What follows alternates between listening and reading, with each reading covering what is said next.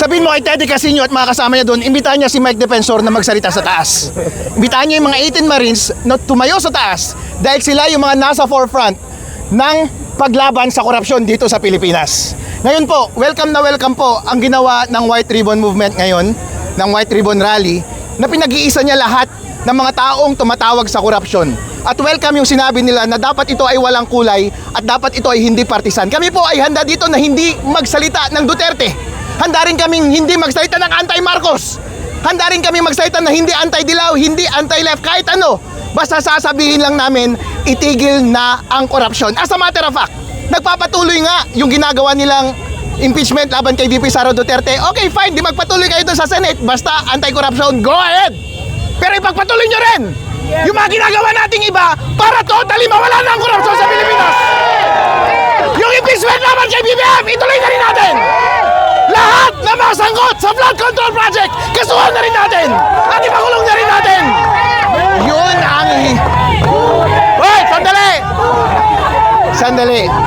Mahalaga po na i-maintain natin yung respeto sa host natin.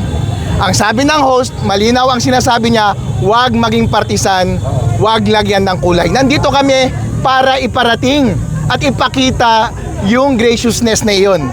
Pero nga lang si Teddy Casino nagsalita kasi na hindi welcome si Mike Defensor at hindi welcome yung mga DDS na katulad namin. Siyempre hindi kami pupunta doon. Pero kung babawiin niya yung sinabi niya ngayon, nasasabihin niya, Harold, Mike, alika dito, magsalita kayo sa taas ng stage. Walang problema, magmamarcha kami, pupunta kami doon ngayon. Walang problema. Sabay-sabay tayo, sisigaw. Itigil na ang korupsyon sa Pilipinas. Hindi kami magbabanggit ng BBM, hindi kami magbabanggit ng Sara dahil alam ko maraming nakatanggap sa inyo mula kay BBM. Pero hindi kami magbabanggit ng kulay at ng personalidad na sinusuportahan namin.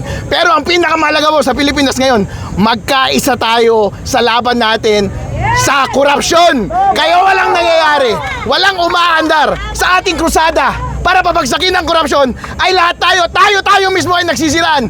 Isa naman ang ating objective. Kaya sa mga ganitong pagkakataon na gusto nating magkaisa, panindigan po natin. Huwag tayong ipokrito, huwag tayong plastic, maging sincero tayo. Ngayon po, nandito pa rin kami, alas 5 na. Dapat umalis na kami kanina pa, pero umaasa pa rin kami na i-welcome kami ngayon at lalapitan kami at pupunta kami doon. Sabay-sabay tayo tisigaw, itigil na po natin ang korupsyon. Dahil yan lamang ang simula ng totoong pagbabago sa Pilipinas kapag sama-sama tayo at nagkakaisa laban sa ating malaking kalaban na siyang korupsyon dito sa ating bansa.